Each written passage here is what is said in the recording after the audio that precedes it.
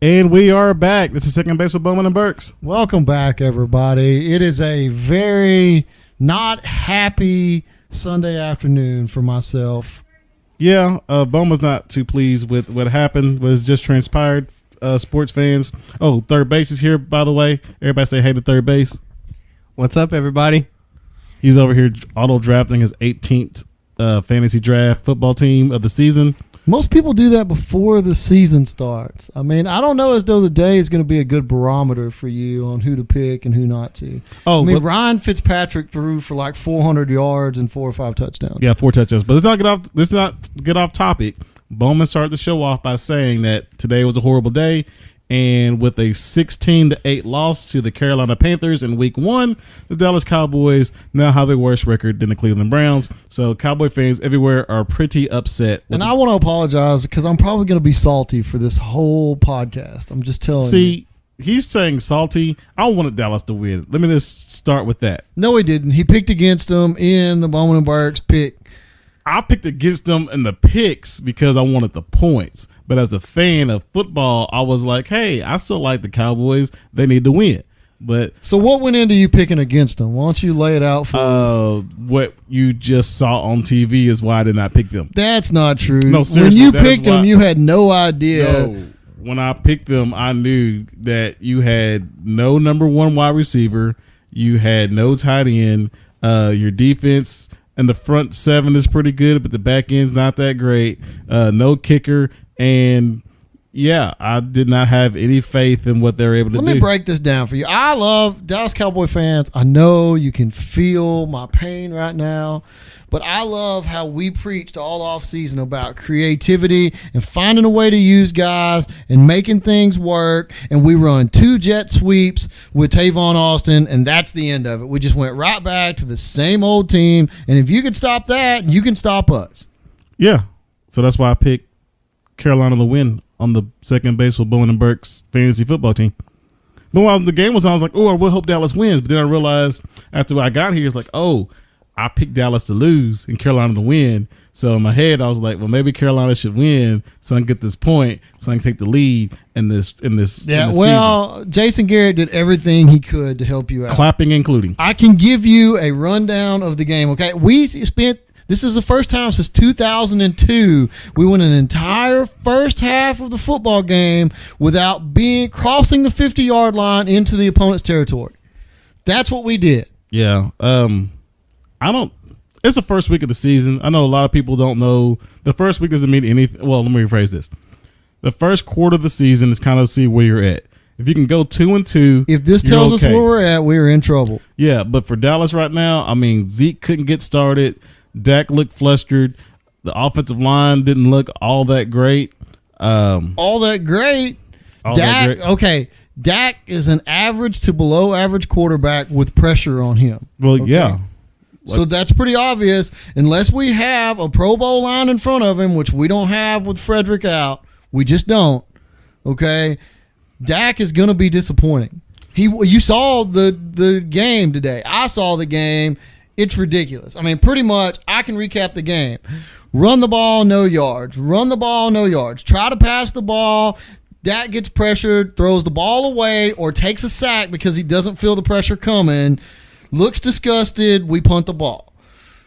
Our defense holds up good until the end of the first half. I mean, the defense, I'll give them credit. They let them into Dallas territory, took the ball away. Their opening drive, man. Yeah. Awesome. Let's go defense. They're going to have to carry this team. But unless we protect Dak and make it really simple for him, it's going to be a bad year. So I guess the question is this. Is Dak who we all think he is, or is Dak suffering from the lack of talent throughout the rest of the offense? Dak is exactly what we all think he is. Dak is a guy much like about 70 other quarterbacks in the world that can put up really good numbers when he has all day to throw and his running backs going and taking pressure off of him. That's kind of what Dak was as a rookie, and that's what we expect Dak to be. But when his running game doesn't carry the load, then you see what Dak is. Dak is inaccurate throwing the football, and I mean, he just missed guys being out. I realized he was under duress. I'm not saying he wasn't, but and on the flip side of that, Tom Brady, if you get pressure on Tom Brady looks like an average quarterback too. Yeah, but with all that being said, and you pointed out the flaws that everybody's pointed out with Dak and the Cowboys offense for the last handful of years since Dak's taken over, and the Dallas Cowboys have went out of their way to do absolutely nothing and to bringing more talent in to help out in that regard, except for keeping Ezekiel Elliott in the backfield. Like, I'm with you. I don't think Dak's the greatest quarterback ever. He's not Russell Wilson great. He's not Aaron Rodgers great. He's not even he's better than Blake Bortles, but even Blake Bortles got to win today. I would say Russell Wilson good, not Russell Wilson great. Okay, good. I'll go with good, not great, but in any sense. But what did the Dallas Cowboys do in the offseason that helped him in any shape, form, or fashion? You know what they did? Jason Garrett allowed them to get younger at a lot of positions so that next year when the new coach comes in, Dak's contract's up, you'll see a new quarterback and a new coach for the Dallas Cowboys in 2019. You think so? That's what I think. I mean, it would not surprise me either way. I think that's what needs to happen at this point. I think Dak was just a surprise of the 2016 season. I think he was just one of those things like everybody expected Tony Romo to show up at some point. Dak did just enough. I mean, I say just enough. He played well. He played very well. He had like one of the greatest rookie seasons all time. He played very well, but he played very well within the constructs of an offense that had the talent. And everything was about making it simple and easy for him. Yeah. And I don't now know. It's not. Now it's kind of turned him loose a little bit. And there's regression in there because everybody knows what you're going to try to do. There's no growth. And I don't know if that's a Dak thing or a coaching thing. Or how much of it goes with Dak and how much it goes with coaching. It's a little bit of both. There's no doubt. So who's going to get – I mean, it's one game. I'm not saying, ring the fire alarm yet. I mean, but in that sense, okay, who's the most to blame, Garrett or Dak? See, I don't even start with that. That's not who the most to blame is. Okay. I mean, that's just throwing it out there. All right. So the most to blame people in this whole thing is the Joneses. You're not firing the Joneses, though. You're not firing the Joneses, but they got to take a little responsibility here. This is what you were doing. You brought in new coordinators, or not new coordinators, but new assistants to the coordinators, and we're going to do this and we're going to do that. And then whenever the pressure got on, we do what you often see when people try new stuff. We reverted right back to who we were. Yeah. And guess what? This time we didn't have Des Bryant to go win a one-on-one battle. You had a field goal lined up that we missed from 46 yards. And all that money we saved by cutting those guys doesn't look all that great right now. Yeah, because this is what you did in the offseason, Dallas Cowboy fans. And I'm just regurgitating what you already know. You let Des Bryant go. Jason Witten retired to go to the booth with ESPN. You did not pick up any big name wide receivers. You traded Ryan Switzer. You picked up Tavon Austin. Yeah, Ryan Switzer, Tavon Austin is a push. Yeah, I mean, you didn't lose nothing. You didn't lose anything, but did you really gain anything? You have no number one option to where when you're in a bind, you don't have your safety net of Witten anymore, and you could see that. They tried to make Beasley that. Yeah. But there's only so much he can do, and everybody knows, okay, I can just double Beasley or cut the route off. Now what are you going to do? Oh, and I can't forget that right at the cut deadline, the start to 53-man roster, you kept a tight end who played his third year in the league, who was once a center for the Baylor Bears basketball team, and you cut the second greatest field goal kicker in all of NFL history, statistically. That's what you did in the offseason, Dallas Cowboys. Well, here's the deal. The difference between Dan Bailey's percentage making kicks and the guy that they kept percentage making kicks is probably going to be 5 to 10% at most, okay? But guess what? Of those kicks in that 5 to 10%, one of them would have been today to help get you on the board and get you rolling. Yeah, I mean, I'm not hating on the kid. He's a rookie. I mean, well, he's played like 3 years or something in the Canadian CFL. League, CFL, whatever. Yeah. First time, I'd probably miss it too. I mean, who's to say that he's not going to be a great kicker? He may be a great kicker. But I'm not hating. I'm not putting the loss of what happened today. But the things that we've took for granted so long, Okay, we just messed up. Look, Carolina had offensive line issues just like we do. They found a way to make it work. They just did. They had special team issues of their own. Their guard on their field goal or extra point try stuck his leg like over halfway between the center's leg, the long snapper's legs, and the ball ricocheted off of it, and they were all scrambling for the ball, so they didn't hit their extra point to even give Dallas a shot at having a 2-possession game. Just a reminder for Dallas Cowboy fans, you are now tied with the New York Giants at the bottom of the NFC East with 0-1 after the Redskins put on a show today and won. And a show. What was the score here? Like 24-7. Who'd they play? Arizona. Yeah, you hadn't done that much. Was Josh Rosen quarterback? Did they not win? Did they not win? Hey, there's different types of wins here. Hey, but a loss is a loss. No, some losses are worse. The loss we had today for the Cowboys was a bad one. And sometimes you tie. Congratulations, Cleveland. Sometimes you do tie.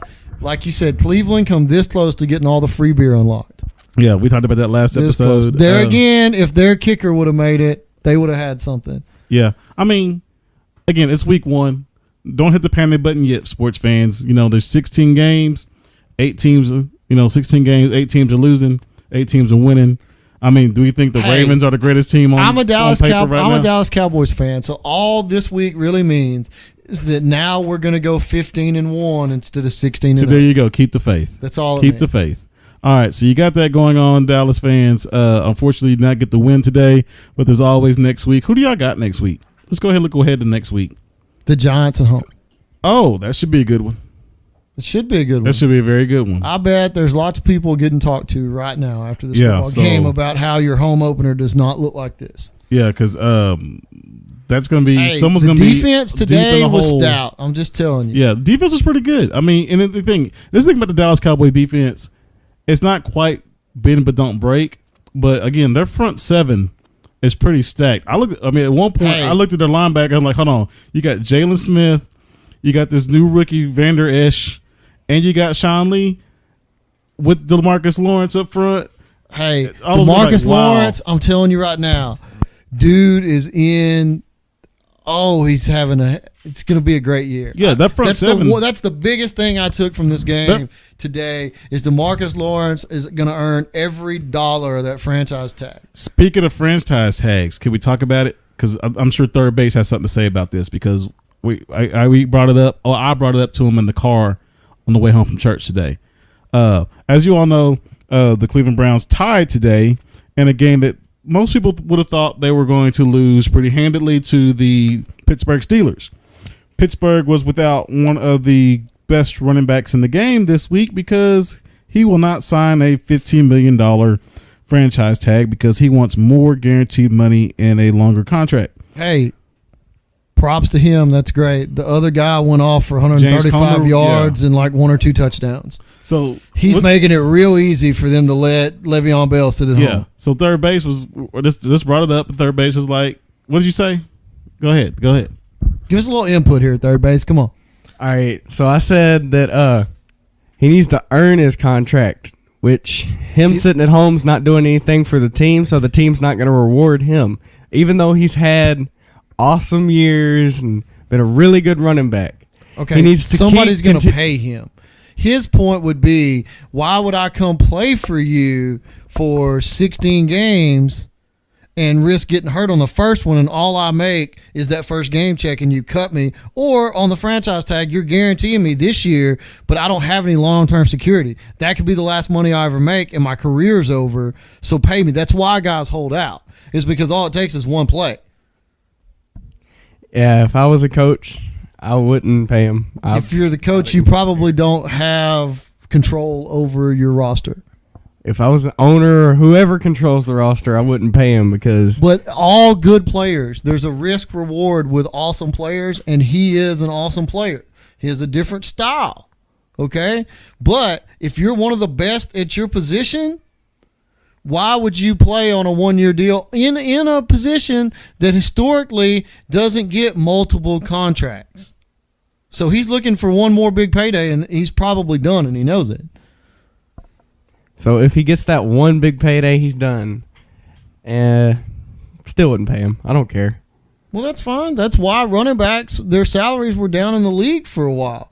But now, Todd Gurley just reset the running back market, okay? He got more guaranteed money. He probably got close, if not more, than what Le'Veon was asking for.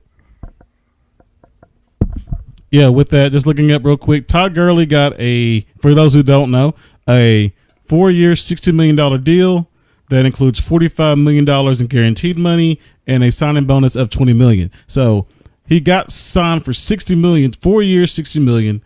That is $12.5 million a year. No, $15 million a year for the same deal that Le'Veon Bell would get this year. He's getting the same amount of money that Le'Veon Bell has to play for on the franchise tag. Yeah. It's costing Le'Veon Bell like $800,000 or $900,000 a game he doesn't show up. Now, the problem with the franchise tag is this, as Bowman was alluding to, the fact that you're getting a big chunk of money for one season, but because you're getting that big chunk of money for one season, you're only getting a payday that 1 year. It depends on your priorities. DeMarcus Lawrence is like the only player I've heard in forever that said, you know what? I just made more money than I ever thought I would in my entire life. Yeah. That's great. Let's go play football. I'm happy. But no one's looking at DeMarcus Lawrence and saying you are the best defensive lineman in all of football. Yet. Yeah, I mean, I'm not hating on DeMarcus Lawrence. I'm not saying that at all. Cowboy fans, don't jump on my back. But when everyone around the league is saying you're one of the top 3 running backs in all of football, and the guy that you're compared to is making the type of money that you want, and you're sitting here thinking, people say I'm better than that guy, and I can't get a deal similar, if not the same deal, if not even more money. And we don't know what the offer was to him either. Yeah, I don't know. We don't know. I mean, Pittsburgh's tried to sign him, but they're not going to really kill themselves for an almost 30-year-old running back. So, I mean, there's both sides to it, and third base has a point, the simple fact that, hey, we're trying to offer you something, you need to help the team. And apparently that's something third base might not even know about. The team, the Pittsburgh Steelers team, like his offensive linemen that protect him, pretty upset that he's not playing said, right hey, now. you chose Le'Veon over the team. But the problem is this is a free agent sport. And guess what? If the Steelers won't pay him whatever he wants, somebody will. There's a team somewhere. Like, I guarantee you Cleveland would pay the man. Yeah. Perfect example of this, and we'll move on to the next topic. Oh, but the third base got something to say. Yeah, but if Cleveland were to pay him that, his career would be over. He would have no long-term career after that because Cleveland's where all careers go to die. I don't know about that one. I mean, did you not see the Hard Knocks to where Hugh Jackson sold Des Bryant on the fact that they were going to have the greatest turnaround in sports history? That one, and two, to that point, even if he went to Cleveland and Cleveland would pay him a buttload of money and a buttload of that money would be guaranteed, it wouldn't matter what happened to his career at that point because in Le'Veon Bell's mind, he's set. If he makes $50 million and sucks for Cleveland and Cleveland doesn't win another game, or he goes out to the first practice, tears his ACL, and can never come back and be the same guy. He made $50 million, not 15, 50. That's the reason why he's fighting for this big contract. But the other thing I was want to say real quick is this. The Redskins, the Washington Redskins, for 2 years, paid Kirk Cousins almost $25 million a year for 2 years. Great example of what teams don't really want the franchise tag to be. Yeah, because the franchise tag originally, when it came out, it was to give the team and the player the flexibility to have a guy make a buttload of money while they try to renegotiate a contract. Because the first time is like the average of the top 3 players in top 3 or top 5 players at that position. And then the next one's like a 15 or 30% raise from that. Yeah. And initially, like, teams didn't want to do it, but players liked it because, like you said, they got a bunch of money up front. Guaranteed. As soon as they sign the contract, bam, I'm paid. But then players quickly realize, wait, if I'm signing this for 1 year, where's my long-term deal at? Right. And he parlayed that by playing out 2 franchise tags. He just went to Minnesota and got a first of its kind in this era anyway, fully guaranteed contract. 3 years, $84 million. Fully guaranteed from the day he walked on there. If he stumps his toe and can never play again on his way down to the practice field after he signed it, leaving the office, guess what? He's paid $84 million. Okay, the thing I have with all of this is you said it's a free agent game, right? Right. Yep. But here's the thing. When you go and watch the games on Sunday nights, Yep. you don't see Dak Prescott, Ezekiel Elliott. You see the Cowboys versus the other team. Why would you think that? If that was true, then why would any of these players on any of these teams ever get any kind of endorsement deals? Why would any of them have Nike contracts, Reebok contracts? Why would they need any of that? Because they are their own brand. That's why they put their name on the back of it. See, college can't do that. Okay, just because they have the name on the back of their jerseys, who else's name is on the jersey? The team's name is on their jersey. And the NFL gets rewarded handsomely for the brand that they've created. Yeah, the other thing is with the names on the back of their jerseys, they're not all the same names. So you're getting more names like the Cowboys. You're getting more Cowboys. We all know star players have their own brand. More so now than ever before. It's easier with social media and everything else to build your brand. So you're trying to tell me the team's more important than the player? Well, in my mind, I would sacrifice for the team more than I would sacrifice for myself. I'm just a team player. I can appreciate that a high school athlete would be aware of that, but I can also appreciate that I don't know anybody going to work going, you know what? I'm going to hurt myself today, but I'll take less money so my company can make more money. And that's essentially what this is. We all applaud. We applaud coaches and team owners like a bunch of us do. We'd rather you cut a guy a year too early than a year too late. New England is famous for it. They're awesome. Okay? Everybody knows they have one of the best run organizations there is because they're willing to do that. So if you love the team so much and we all agree it's better for them long term than to pay a guy a year when he's not productive in order to cut him first, right? Because if he's not producing, we need to cut him. So you have no problem kicking that guy out. So now all you've done is why should there be loyalty the other way around? Why does the player owe the team anything if it's so easy to throw the player away? That's a good question. All right, here he goes with a response. If the player's not making the team anything, he's not doing anything for the team. Kick him out. He's not doing anything. And Put if the somebody in team there isn't that will doing make the what, sacrifice. if the player isn't producing at the level of another player that can be had for the team, they need to get rid of him, right? The player has the same option. If the player can replace the team with somebody that's going to produce more, which means financially pay him more, why does he not have the same flexibility? That's the issue at hand right now. Is Once the fact that once you're in the locker room, buy in, you and the guys pull together. Here you go. We're on a team. We're going. that's the thing. The simple fact is Le'Veon Bell and any player for that matter is saying, "Hey, you gave me a contract. These are the things you paid me for." Like Bowman said, if say for example third base, I said I'm gonna give you spoke about this. I'm gonna give you $100,000 a year for this job, and you do the job of not just you but two other people. You're that great at your job. Don't you think you deserve more money for doing not just your job but the job of two other people, and you outperforms your contract? Or should you keep the same amount of money even though you're doing the job of three people, not one? That you deserve more money, but then, like I'm saying, he's not playing, is he? Right? He's not getting paid. He's not getting paid for not playing. That's the thing. The fact is, okay, so let me break it down. He gets paid a game check, so he has to play to get the money. So the Steelers aren't losing any money by him sitting at home. He's losing money by sitting at home. Le'Veon Bell's not making a dime right now. He's sitting at the home. Like I say, he should have played today. Like Bowman said, he should have got $800,000 game check with a tie today. He's not getting that. So he's not making any money. You're right. He's not making a penny yet. The issue is because he's not playing, the Steelers are losing money. You may think, how's he losing? How are they losing money? The name of that jersey you were talking about earlier, yes, Pittsburgh's on the front of it. The Steelers logo's on the side of it. But whose name is on the back that sells more jerseys than anybody else? Le'Veon Bell. Who's going to buy the tickets to go watch the game if Le'Veon Bell is not playing? if not the best running back in the league, in the top 5. And most people's minds, the top 3.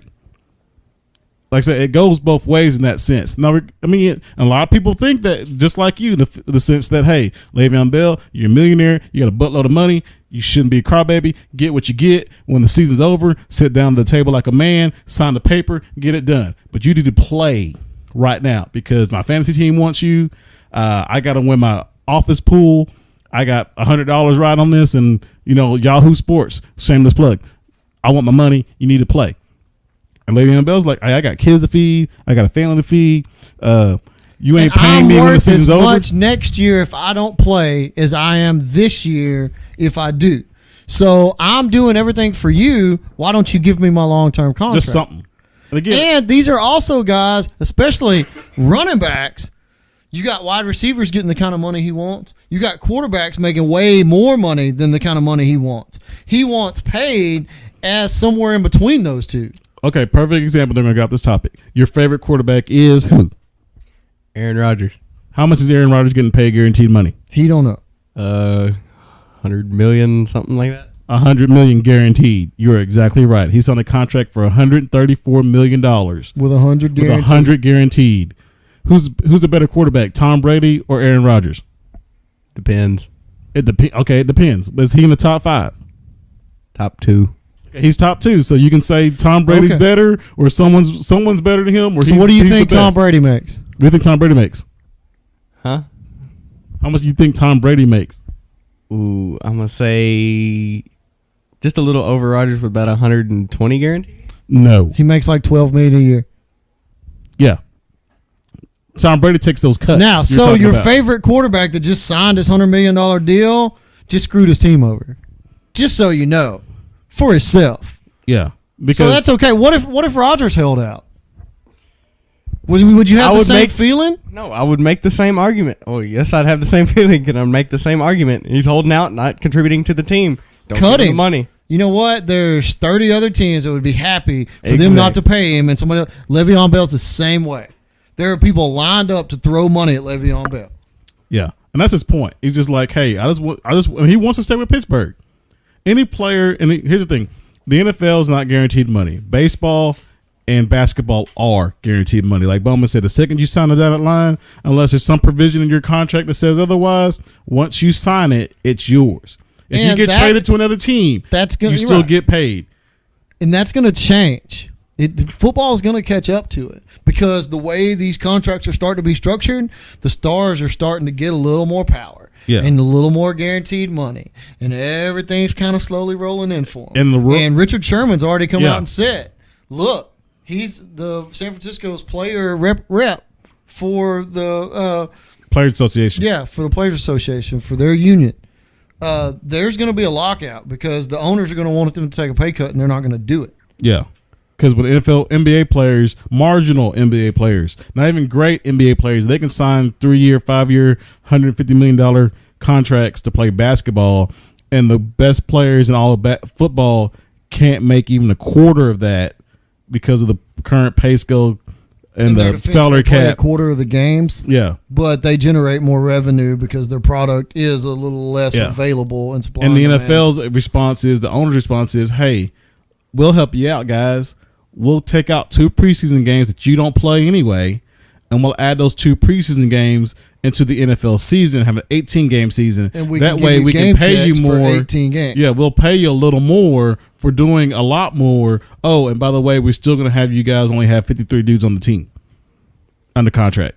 And we're going to try to pay as little guaranteed money as we can in the contract. And we care about player safety, so we'll keep playing Thursday night games too. Yeah, and we'll keep throwing money at all the stuff we say we're going to and never come up with anything to make them feel good about it because the NFLPA is a horrible organization. And they cannot negotiate. You know what? Here's the deal. As soon as his presidency's over, the NFLPA needs to go get Trump to be their representative. The last time Trump went up against the NFL, though, Trump got $1. So I wouldn't be too sure about that. Hey, I'm just saying, with all the trade deals we're redoing, I think he would be there. He would completely flip it. He would go from pro anthem, get these athletes on board, they're employees, y'all make them do what they need to do, to why are y'all abusing us? He'd completely flip it. He'd be on the other side that would of fix the flag crisis. I guarantee you he would be on the other side, and he would get everybody in shape. He would be a normal politician, is what Bowman's saying. Yeah, I think he learned the political game really well. Oh, yeah, he's an expert. I think he knew the political game whenever he was in New York. Yeah. There's no doubt. Hey, I mean, the man's been a Democrat his entire life. He runs as a Republican and wins the presidential election. I'm not here to talk Don't about tell politics. me he doesn't know how to be. I'm not here to talk about politics, but yeah, you can't knock the man's hustle. I'm not. His hustle was celebrated until he got it. How many rap songs did you hear talk about Donald Trump? I'm not even gonna. Yeah, Back this is in the not a day. political show. We do go on our soapbox from time to time. Yeah. I'm not even gonna go there, but yeah, Donald Trump is a hustler. I don't know about president, but he is a hustler to get to the White House. That's all I'm gonna say. Key Moving is on. descriptive words, man. You have to use descriptive words. Great, very good, very good. No, not Great, very good. Very Not good. very good. It's like outrageously amazing. Also, I mean, No, I'm using Trump words. Very good. Okay, not going political. Okay. Moving on. Let's move from Sunday nights to Friday nights real quick. Shout out to the Mahia Black Cats with a 51-7 win over the Tig Lions on Friday night. I embarrassed third base while he was marching with the band and called his name out for everybody to hear it. He was not pleased with me, but I didn't care. I'll do it next week too. Were you calling him out because he made a mistake? No, I just said he was just getting ready to march on the field for the band at halftime, and he was standing there, and there was just a lull waiting for things to happen. And you're like, "Hey, third base." It was real quiet, and I'll call him by his real name. And he like looked at me, and everybody in the stands was like, "Who's that guy yelling at that kid?" And like he looked like me, like, "Oh God, you embarrassed me." I'm like, "Yes, it worked." And even my wife was like, "Why'd you do that?" It's like, "Because I wanted to embarrass him." He looked at me. If he didn't look, no one would have known. So shout out to Mahia, 1-1 on the season. Next week they're going against Malakoff in Malakoff. I don't know where Malakoff is, but Malakoff is in between. It's over on 31 by Athens. Yeah, I'm not going. It's a smaller school though. I'm kind of surprised. Again, because Mahia this year, like we spoke about this before, Mahia for non-district the next 2 years, their non-district schedule is some of the best 3A schools in the state. Okay. Before their conference schedule, before their district schedule gets 4A And we happened schools. to catch Tig in a down year. Yeah, we caught Tig in a very down year. It was complete domination. You got anything to say third base? Tig, you need to learn how to hold on to the ball. Keep control on the ball, and you will have more success. Plus, don't go in slow motion the whole game. We do something called deep water, and that gets us in shape to go full speed all 4 quarters. Start doing some deep water, Tig. Come on now. I can't help but think if y'all had played them last year, something would have been different. Oh, they did play them last year and they lost. Oh, they did? Yeah, the overtime.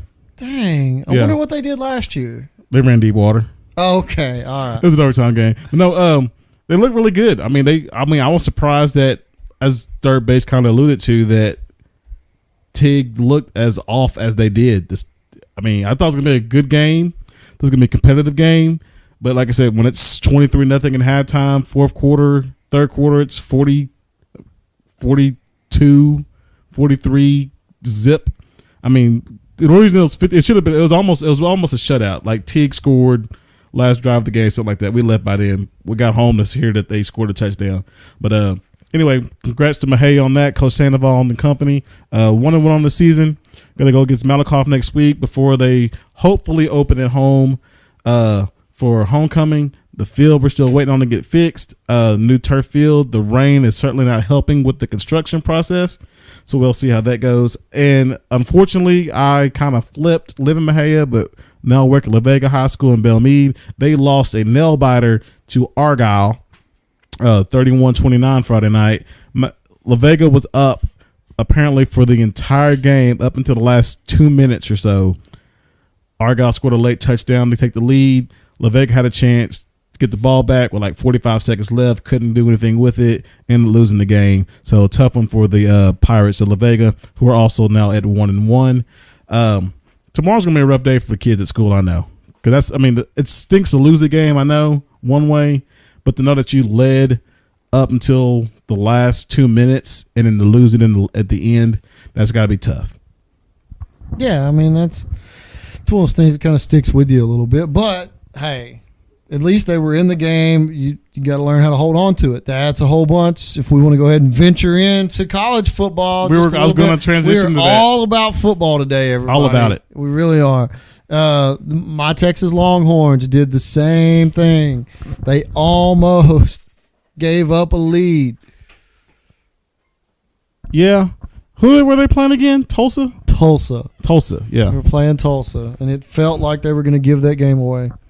Yeah, so I'm going to bring this up real quick. I had a guy on my Twitter I follow, do improv and stuff with, and he was talking about how Florida State, like, sucks right now. They almost lost on Saturday night to Samford. Samford? Yeah, a football college subdivision team. And it was really, really bad, and they almost lost that game.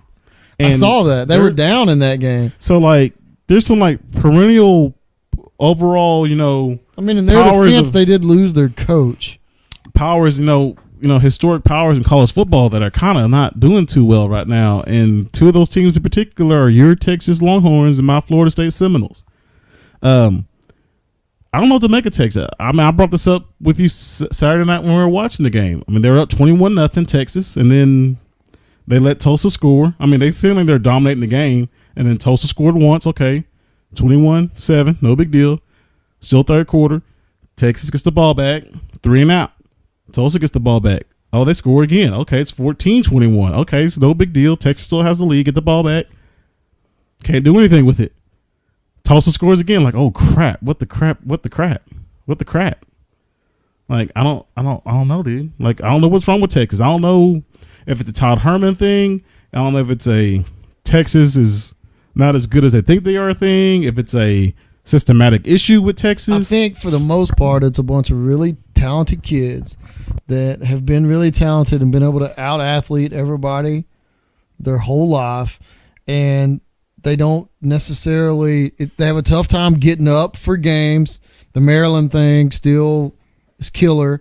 Last year, this year. Last year they turned out to be a pretty good team, but they lost that opener just because they have a tough time being ready for the competition. I put that squarely on the coaching staff. We'll see going forward. But I think it's a bunch of guys that have always overachieved, and they don't understand what it takes to win. Texas has been down so long that they don't know what it takes to go undefeated anymore.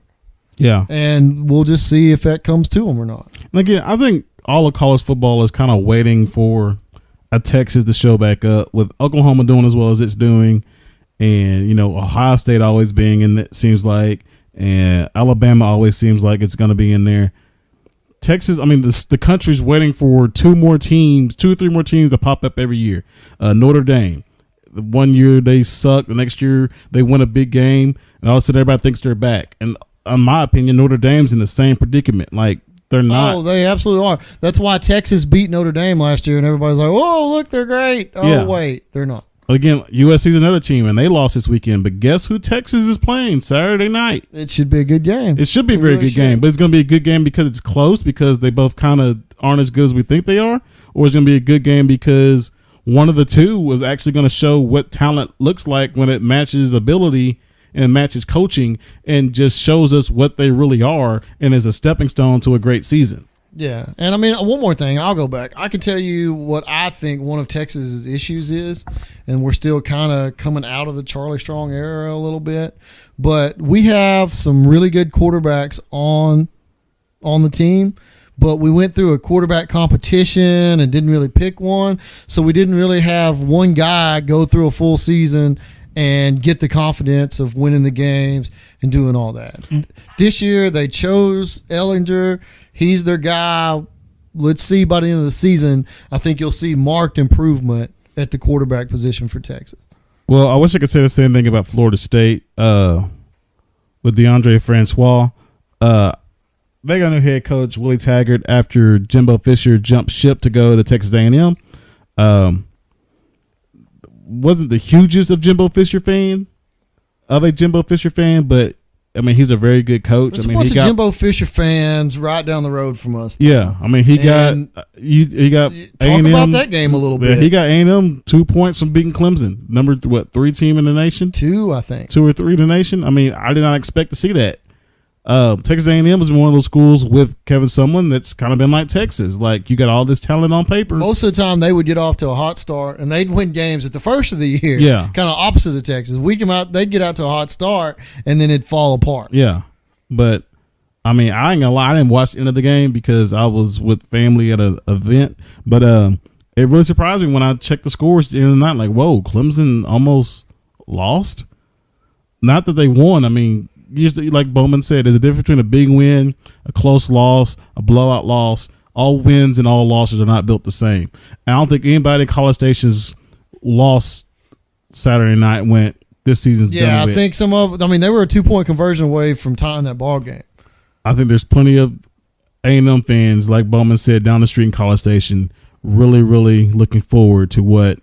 Especially considering this wasn't even their draft class. You know what I'm saying? Their class is not Jimbo Fisher's class at A&M, and it was the ACC opponent, so it has nothing to do with the SEC.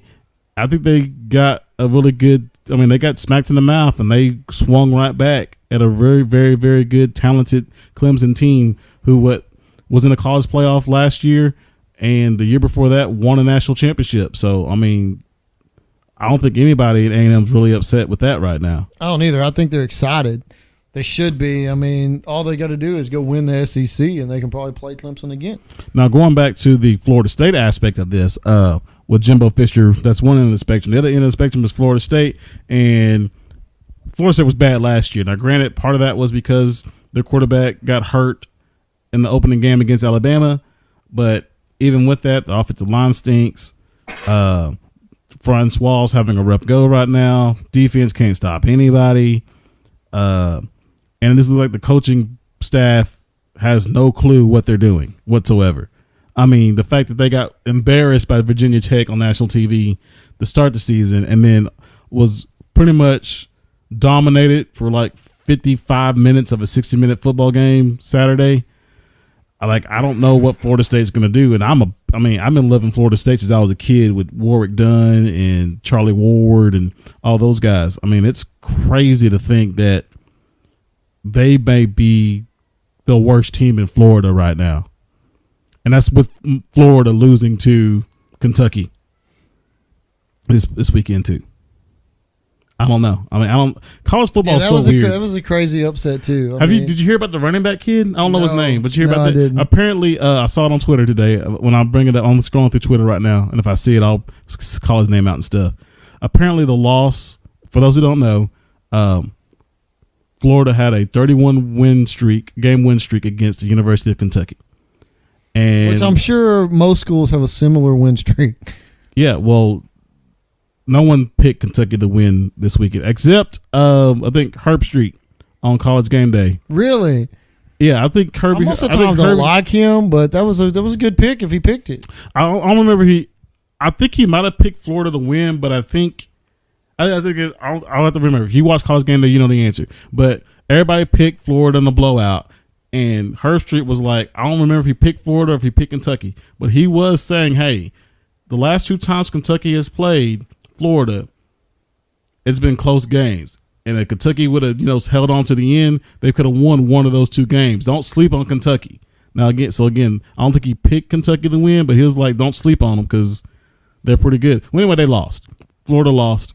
And apparently one of the running backs, not even an hour after they lost the game, has announced he's going to transfer out.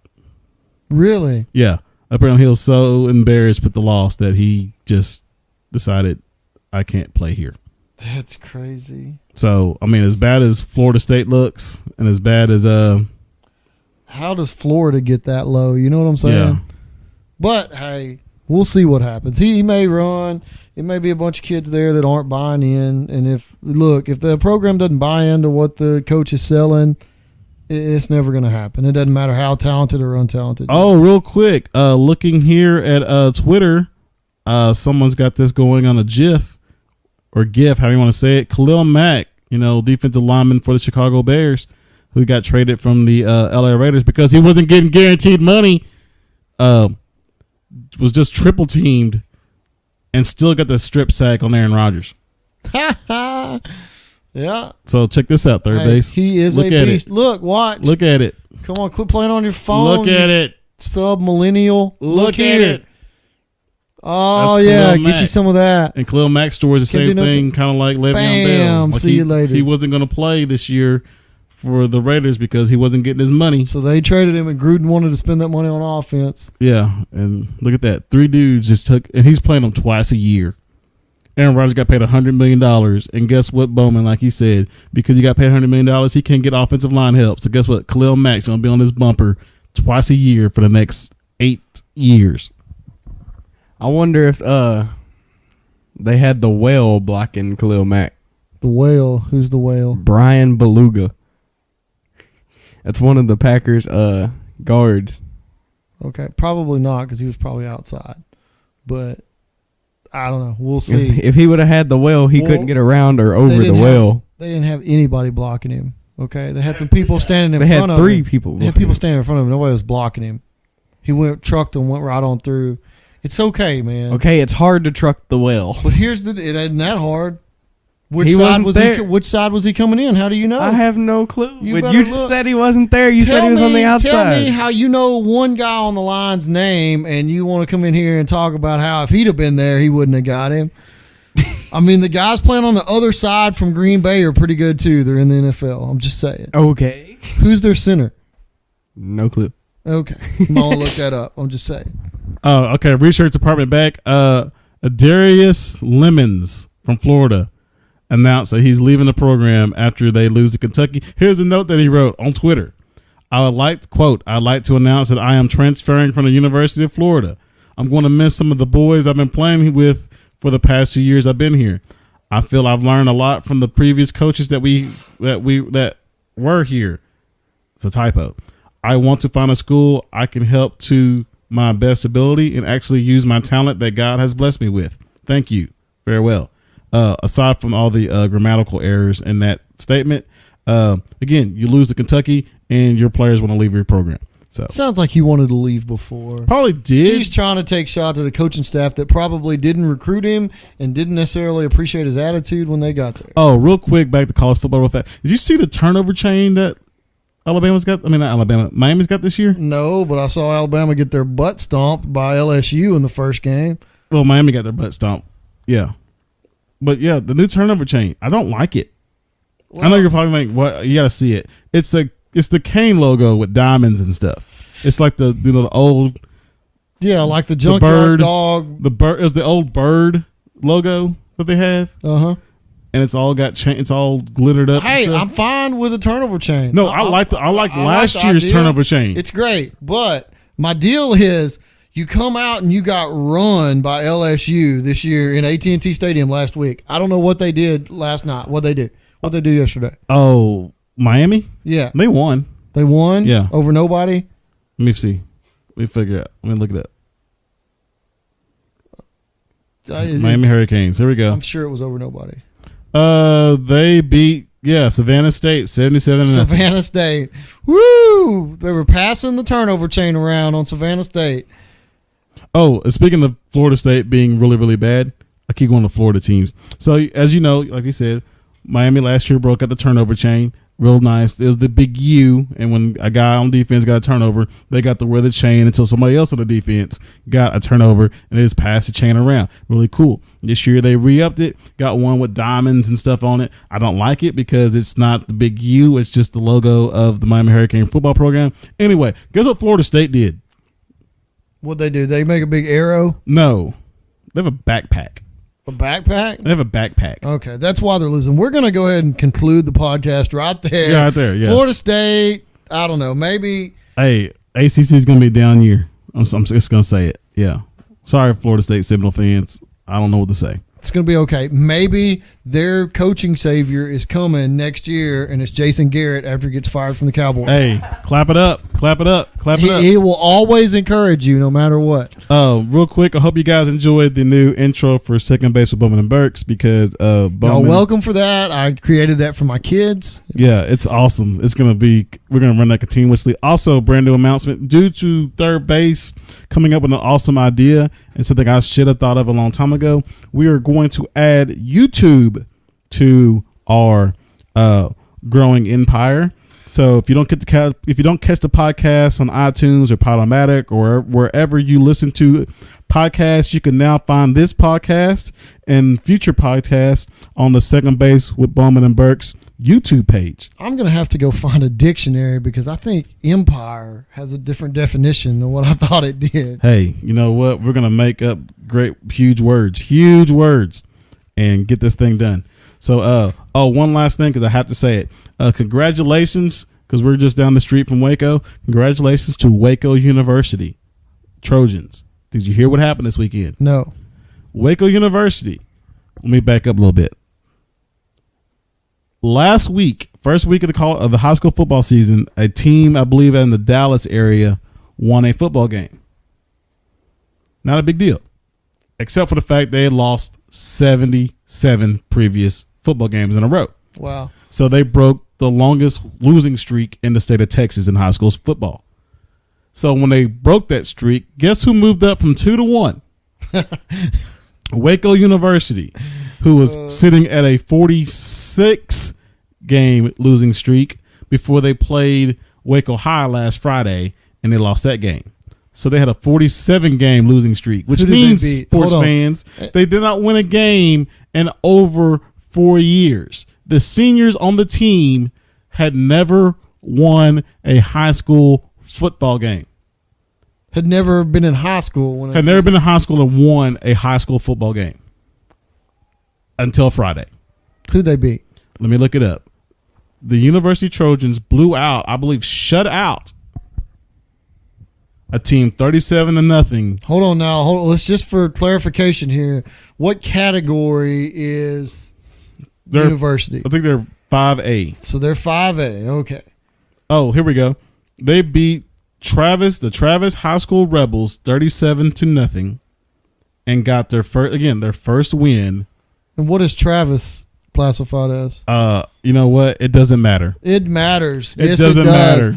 Yes, it does. They can't bring in a 6-man team. It wasn't a 6-man team to win. Okay, you can't play 11 men. They can't bring 2 6-man team in. They can't do that. It wasn't Travis plus another high school. Why are you so disrespecting University Trojan High School? Well, I'm just saying that's a long time to be losing. 47 games. That is 4 years. And they're around Waco. So you're telling me they couldn't transplant some talent, give some people some jobs or something? Hey, we don't do that. They don't do that in Waco.